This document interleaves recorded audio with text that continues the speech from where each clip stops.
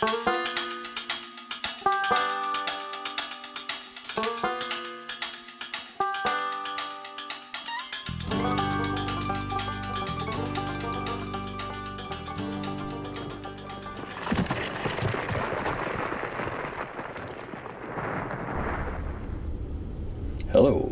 and welcome to the Cellar one more time. For those of you that are complaining about this backdrop, well, don't worry, I found another one. Just a big stone wall, and it'll cover everything. More appropriate to a cellar anyway, wouldn't you think? All right, well, the weather's getting cold here, finally. We're being convinced that, yes, winter is on the way. And we may even have a little snow in the next few days. Of course, that's all it takes around here is a little snow and people just lose their shit and go crazy. Okay, saw something interesting on Facebook today. The Dungeon Hobby Shop is closed for the winter. Open by appointment only. Inquiring minds want to know. Yeah, it gets pretty snowy up there, but Lake Geneva keeps it, and Walworth County keeps it pretty well plowed because of all the seasonal traffic they get with lodges and the skiing and all that kind of stuff. Maybe the volume isn't expected to be enough. Maybe Duck just got tired and, lonely and decided to go home. I don't know, but it's kind of interesting, don't you think? Okay, in the early days of chainmail and D&D, what companies supplied myth or fantasy-themed creatures that were used for the initial game sessions? Was there a big need for customization originally, or adaptation like the cheap plastic monsters used for many iconic D&D creatures? Well, your question kind of holds the answer. Very little was being made at the very beginning that was fantasy in nature. You could get wolves or, lions or something like that, I believe. Minifigs didn't make anything that was monstrous. They made a few knight figures that we could use then if we were into it. I never got into it because there was such a dearth of good figures out there. However, there was a company in Salt Lake City called McEwen Miniatures. And I wish I'd have met him because they made some really good stuff way ahead of their time. They had a whole line called the Acheron Legion of skeletal warriors, very reminiscent of Harryhausen stuff and some of the Sinbad and some of those things. They had he had a shambling mound, I think he called it, though I used it as an earth elemental. It painted up very nicely. There were a couple of other odds and ends in his line that were fantastical in nature. And then McEwen Miniatures were the source of modification stuff. Dozens and dozens of weapons and shields and things like that. Whole heads you could transfer if you were into that. Modification was so strong that I ran a column in one of my magazines called The Fantasy Smith that was all about how to convert and how to change poses on lead figures. That's pretty much gone now because you can't do, unless you've got a micro torch, you can't do diddly to this pewter stuff. So you either like that pose or you don't. But there wasn't anything. There just wasn't. For one thing, there weren't many mini companies. There was Hinchliffe, and they were distributed by Heritage. And but I don't think they were in 74 or 75. I think that came along in late 75 or sometime in 76, maybe even early 77. The details are a little hazy, and after all, they're another company. There just wasn't And then people started responding to it.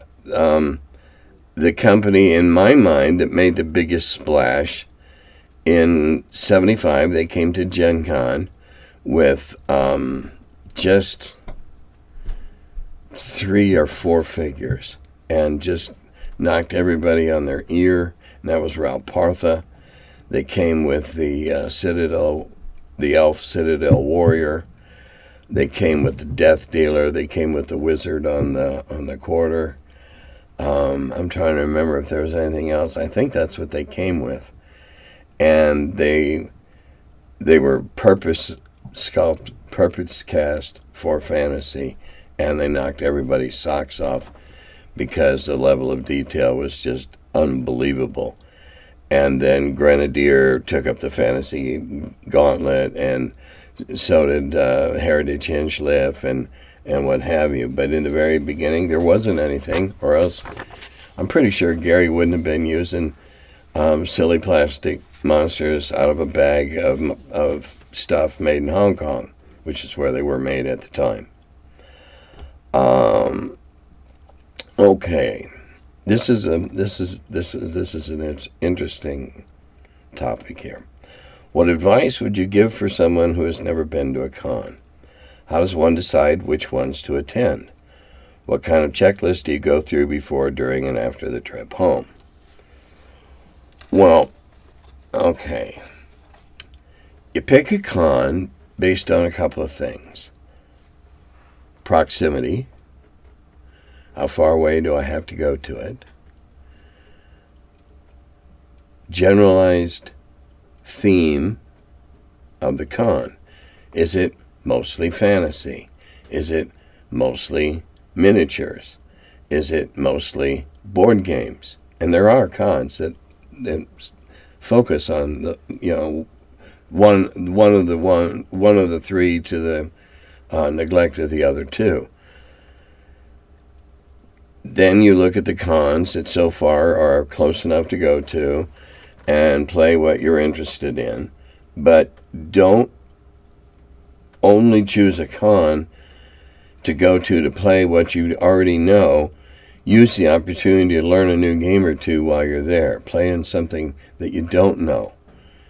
Because almost every con I know of has games that are scaled to beginning players, moderate players, and advanced players, etc. You can find that. Go to the one that has, game designers and game writers and that coming to it that you'd like to meet or hear talk in a seminar or something of that nature. You can also use who exhibits there and sells as a criteria. And you can get a sense of that by looking at their last year's, 2 years ago, and expect that nothing's going to be quite what it was the last time it was held in person because of COVID. I went to Game Hole, and it was booming, but it wasn't quite up to where it was beforehand. It was close, but everything I was told and everything I could see, it just wasn't quite as jam-packed as it had been before. Checklist. All right, if you're going to play some specific games, make sure you have your whatever you need to play those specific games. If you're going to run a game, it's because some cons will give you a break. If you run so many games, they'll give you a break on the admission, costs or whatever.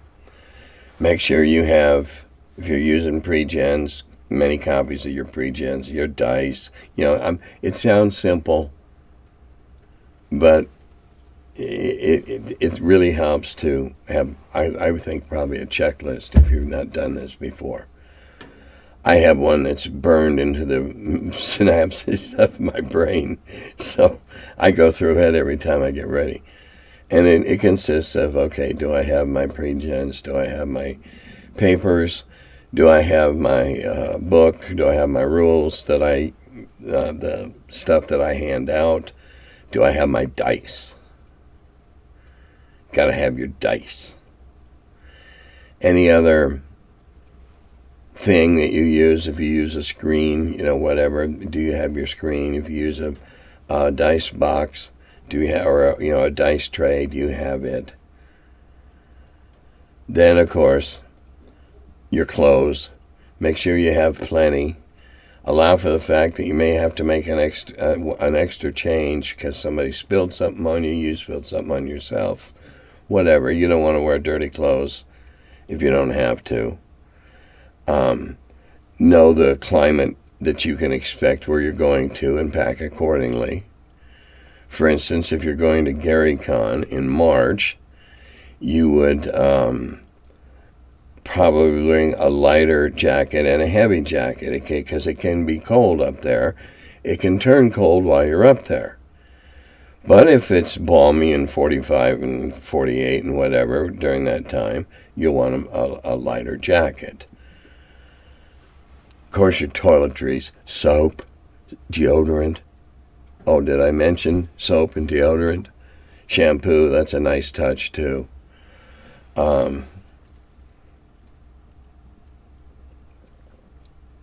Money for food, money to buy games and junk and whatever. A little extra money just in case, there's an emergency or whatever. Or something you see that, ooh, I really want to buy that.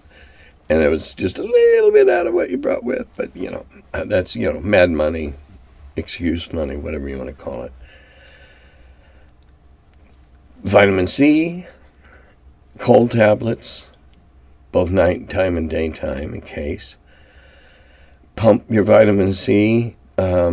I like Emergency. There are other brands that work just as well. About 3 or 4 days before I go, I start pumping 2 a day. That's double the dosage. Plus, I take a vitamin C tablet every day. But I pump up. I load up on vitamin C. And because Concrud is the generic name for whatever happens to all the different viruses that each of us brings up there, they mutate and make babies. And you come home with it. But you don't have to. The regimen I've prescribed, eat well while you're there. You don't have to stuff yourself or anything, but remember to eat, hydrate. Sometimes it's real easy to forget to hydrate. You're in a game for 5 hours and you just don't want to leave the table or whatever. And hydration is very important even at winter cons. But take the clothes that are appropriate for what you might reasonably expect to have for weather. I don't know. Choose one you can afford to go to. Choose one that you can afford to stay at. Sign up for it early enough. Get the games you want by registering and taking, selecting the ones you want to. However, the different methods at different cons, but get what you want in advance. Don't be late. Do it soon, much sooner rather than any later, because the popular cons, the bigger cons, fill up fast, especially if you want to get into a game that's being run by somebody that has a name or works for a company, or, and is previewing a new game, something like that. That's the best advice I can give to a newbie. That and to go and have fun. If you got something you want to have signed by somebody that's likely to be there, by all means take it. Have appropriate pens available.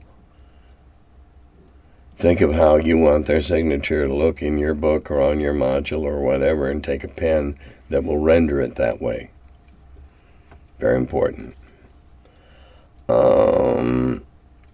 Okay, and this person had a second question that I can't do much on. Never played in the world of Greyhawk, would like to start. Do you have any suggestions on the best time period in play? Areas to start or pre-made modules, adventures to begin with? I know it's a broad topic, just curious. Well, if you wanted to, this concept of worlds are exponential growth of people's original campaigns. If you want to get a flavor for Greyhawk and you want to get your feet wet, I highly recommend The Village of Hamlet. It's a good, well-written, well-designed. The fact that one of the NPCs was played by me during the playtesting really doesn't have that much bearing on it. Honestly, it's a good place to wet your feet in Greyhawk. Beyond that, when I got out of the industry, I didn't read anything, look at anybody's modules, any of these new worlds, none of it for 16, 18 years. So when I came back, I did some catching up, but not nearly that much. Sorry, can't help you any better on that than this. All right, now this question I honestly don't understand. Can you give us a story about Gary having the PC getting gem facets cuts? How did the roll table for gem cuts work? I have no idea. I'm really not sure what you're asking here. It must be something that came after I left. All right. Now we're going to go into the philosophy of gameplay a little bit, and this individual always likes to argue. I don't know if they're just a contrarian or get their jollies trying to piss me off. Beyond laying responsibility on the player playing a spellcaster knowing his character's spells, obviously the DM needs to know what the adversary, NPC, and monster spells do too. Right, that's why the DM has the DM guide to refer to. The DM cannot possibly know what every spell does, what every monster is capable of. That's why the DM gets the DM guide. That's why the DM has the monster manual. That said, we'll go on. My point, which you understand, was also the fine art of transparency and consistent, easy reference between DM and players on what effect routine actions do, especially what spells do, rather than have to look it up flipping through pages in cumbersome books. In my humble opinion, regardless of the additions, whether or so, yada, okay. Often the spell descriptions can be lacking in conciseness and convenience of reference for a fluid game, and so is human memory alone. RE my last week comment. Quick, easy reference sheets for rules, especially spells with short descriptions. No, I'm not going to concede this point. It's unrealistic for the DM to have at his fingertips all the details of every spell. Gary had to look shut up too. However, I do not believe that, particularly in the case of a magic user, I do not believe it's an undue burden on him or her or it to know what their spells do. Now, if something has a 30-foot radius and some of the group of bad guys are 32 feet away, well, that's the kind of stuff, that's the kind of adjudication that the DM can do. He can have splash damage, he can, overlap, whatever, if he chooses or not. But I'll be goddamned if I stand for somebody to stand for somebody to interrupt the game, stand up and tell me and quote damages to me or distances to me. I wouldn't tolerate it. And no self-respecting DM should. If you want to play a magic user, know what your spells do. Know what they do. Now, if you want to be real strict and play rules as written, you have to have your somatic elements, chicken dung and bat feathers and, whatever the hell. And there's a gesture. So how rules as written do you want to get? Do you require your magic users to know what components they need to cast that spell when they cast it? I don't go that far. And I kind of generalize having the somatic elements. I don't run a campaign anymore. It would be different. But again, I would not get into nitpicking detail about it. It would be something I would more generalize in my campaign because it's not something that's important to me. Now, the argument now being made is that shouldn't clerics saying prayers have the same requirement? No. When a magic user gets up in the morning, girds his loins, and gets ready to go to battle in the dungeon, he selects a certain number of spells of certain potencies and is expected to memorize them. That's the way the game works. And set forth. I give the cleric the advantage of not knowing what prayers they're going to have because they can have all of them. So yes, I will let the cleric take a little breviary, a little small missal, or a book of that type with tiny little writing that has the words and the effect or whatever. I would allow the cleric to do that. Yeah, I don't see any reason why not. If that's not something you want to do in your game, that's fine. I've always stated that your mileage may vary. Every DM is free to do it the way they want. That's the way I would do it. If the magic users, because of the game mechanics, are required to memorize the spells, then yes, they ought to, in real life, know the radius of the blast, or how many hit dice the charm spell will affect, or what volume. I don't think that's too much to ask because they're supposed to have it memorized. You cannot ask the cleric to have everyone memorized. Now, my statement earlier about that's part of leveling up, I also believe I made the statement about, testing and what have you. Yeah, you got to know them to get leveled up. You have to know them. Doesn't mean you can say them. You have to know them. Just like a magic user can find a spell, know it's magic, but no, he can't understand it quite, figure it out quite yet, and that's because it's a higher level than what he's capable of, his mind is capable of deciphering. That's the way my world works.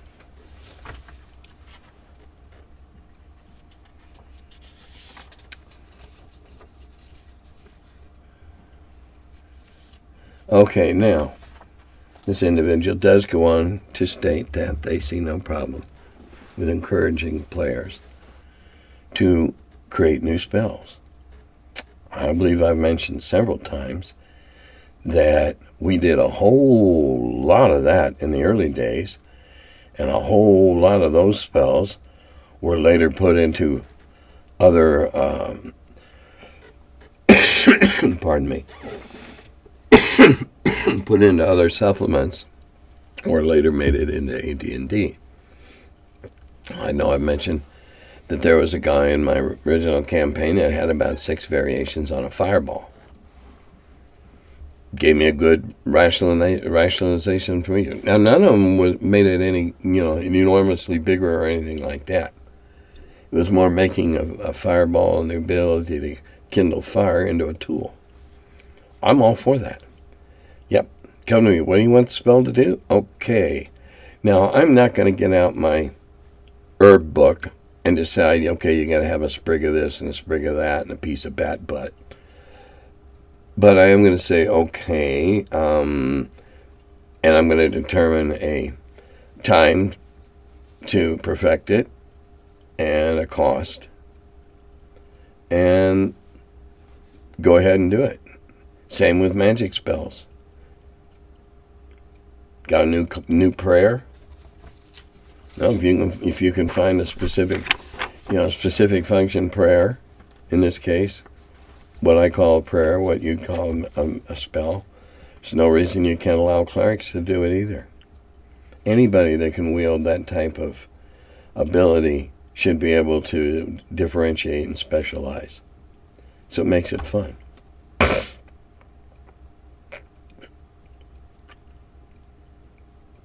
All right. A semantic gripe on the word usage of NPC. Facebook Dungeon Craft Group, stupid question. Has anyone ever DM'd and played a character at the same time? If so, give me some tips. And this person's answer is, the known definition of NPC as I learned the game, AD&D 1E in the 80s and well into the 90s, was exactly what the abbreviation stood for, non-player character, which meant any character played by the DM. Right, including monsters. Now, monsters is a misnomer. You say the word monster and people think, horrible, scary things. But in the sense of D&D, monsters is everything that could potentially oppose the player characters. It's just a big lump in type word. That's anybody. The DM plays the monsters. DM plays the NPCs. I've also let player characters and groups bring an NPC along, and unless they got, hired for a special job or whatever, unless they got outrageous, I kind of let them run him within reason. And if they were saying that, well, now the NPC is going to run up there and see how many arrows he can catch in his face, well, no, I wouldn't allow that. Again, I've never had any campaign or any extended gaming where my players played like that. Now, once more, you're probably sick of hearing me quote Jolly Blackburn in the Knights of the Dinner Table. He makes great sport with going through non-player characters like Kleenex and then wondering why after a while there's no way they can possibly hire one because everybody knows that they got no lifespan. And it says, that it's only in the last 10 years or so that this meaning has changed. And, who cares? Play it the way you want. The stats and the write-ups of the monsters give general guidelines for the DM to run the monsters. And if they're intelligent monsters, they would qualify as NPCs. Now, the stats and the habits, tendencies, whatever it's called in whichever book you're reading, it's a guideline for the DM on how, all right, if this is a normally irascible creature, then that's the way it should be played. If this is normally a docile or friendly peach, and that gives a guideline for the DM on how they should behave toward the group.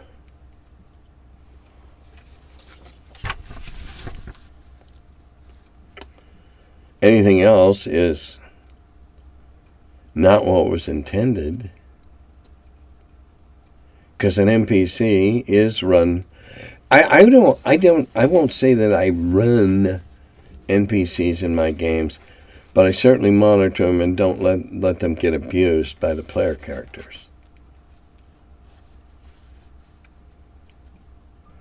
All right. And this is in reference to the longevity and retirement age and what have you that we've been discussing.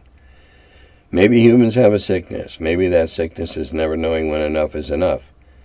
Maybe dwarves and elves know when enough is enough. Maybe that's somewhere between levels 10 and 14.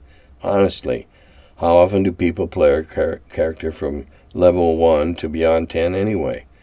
Most games stop around 10 to 15. On paper, demi-human level restrictions look unfair, but practically speaking, how often do they even come up? Good point. Good point. And part of Gary's ethics and ethos behind, making humans, giving them unlimited potential, was a big reflection of their avarice and greed, but also the spirit of exploration and hopefully overwhelming or overarching sense of good over evil. When you and Gary worked on AD&D 1E, was there any classes or races that did not make the cut? No. We had it didn't even come up. There were some new player characters, that came up, the druids and the rangers and that were much more formalized and that. But whichever lunatic came up with elves as a race, that was just stupid.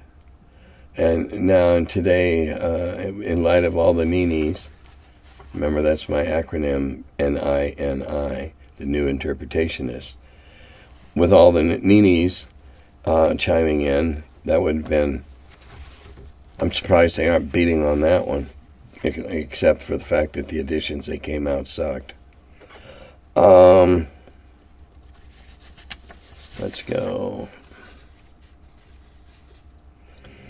Other than, obviously, the internet, what other piece of role-playing tech or non-role-playing product that is available now do you wish you could have had back in the early days of TSR?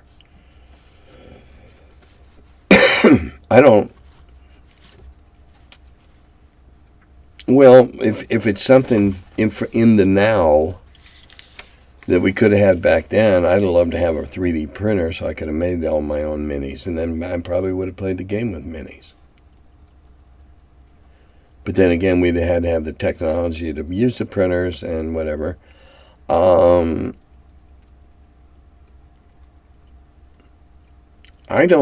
can't really think of anything that, other than, that ability to produce your own figures.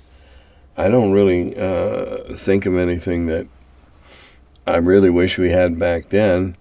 What we were doing back then was it was a voyage of discovery, and I think it was more fun discovering with what little we had.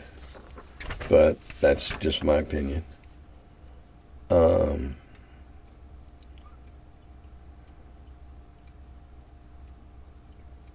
Okay, here we go. Another argument about who looks up what. I already addressed part of this. If a player is allowed to look up spells because their cleric would have access to a prayer book, all right, I already explained that, then wouldn't the same be entitled by a magic user? No. I've explained that. When they memorize it, they should know it.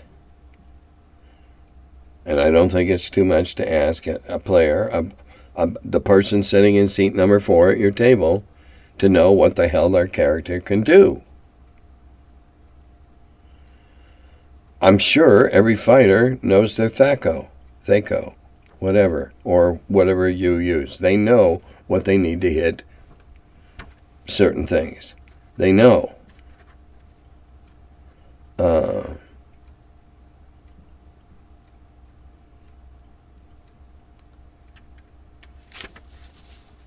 I'm sorry, I don't know. It works that way in my world. That's what I require of my players. In my Wheel of Blame, everybody's a fighter except the cleric and one fighter who is also a partial thief. So I just don't worry about that crap anymore. If I were to start up a new campaign again, well, yeah, it'd come into consideration, but I'm not going to decide now how I'd handle it if I don't have to ever look at it, if it's never going to happen.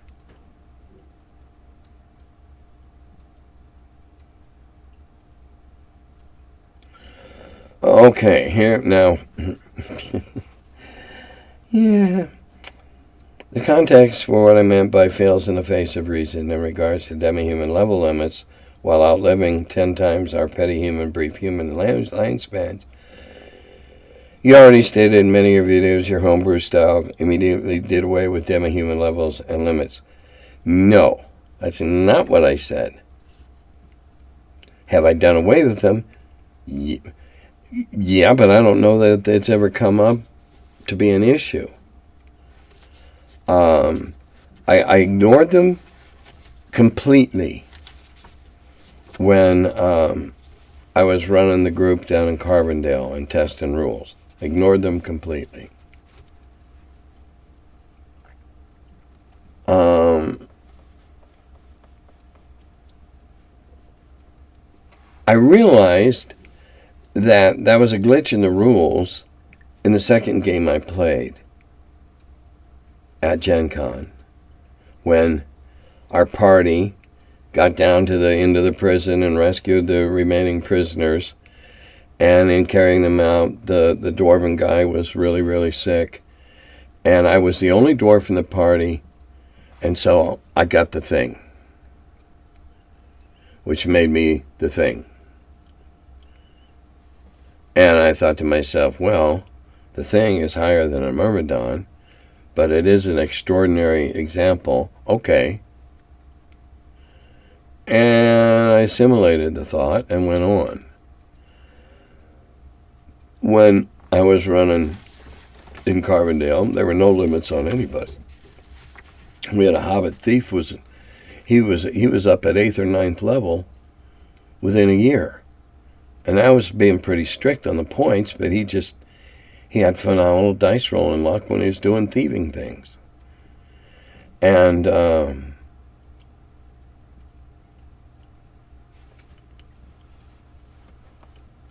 it seemed to me, after having that happen, that there shouldn't be a limit. I couldn't see a rationale for a limit on an elf or a dwarf or a hobbit, or whatever. I couldn't see it. If they could live that long, they could be that. And that's the way I work my world. If you want to, Lord have mercy. I've never had it come up in any of my campaigns after I left Carbondale that anybody got to a level that would have broken that glass ceiling anyway.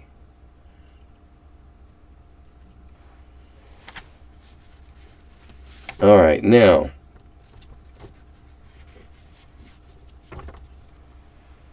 I take issue with this second part. Maybe that's a short man's perspective.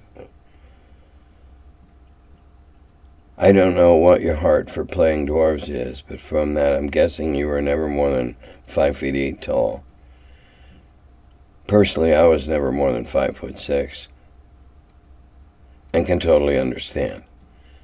No, actually, I was almost 5'10", and for my age, and that I was about a half inch over the average. All that Wonder Bread and whole milk really beefed up the generations.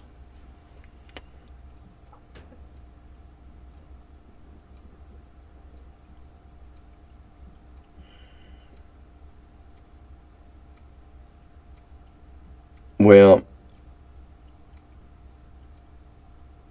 see, here again, I'm being quoted as saying things I didn't.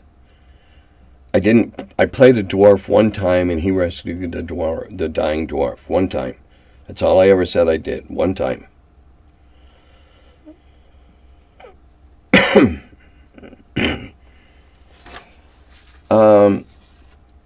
And then he goes on to some other drivel. But he does make a point about we can play off type. The guy that played the Hobbit in our group was probably 3 or 4 inches taller than I was. The first guy that came in a costume to Gen Con was a guy that dressed up. He was about 6'3" and probably weighed close to 270 probably. And he came dressed as a hobbit.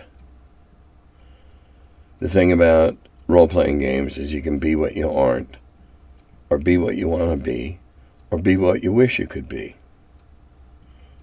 Or you can be something you want to try out being.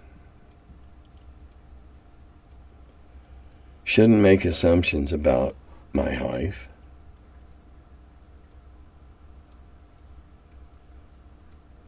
See, you know the old thing about assumptions. All right. That's it for prepared stuff tonight. Check out, for one thing, check out the Dwarven Forge Kickstarter about the dice reliquaries.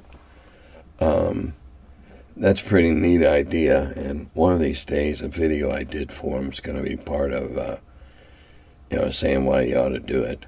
So you ought to go look at that. And I can't think of anything else off the top of my head. This kind of just petered out and ran down. So I guess on that petered out and ran down note, I'll say Dodata Gobi.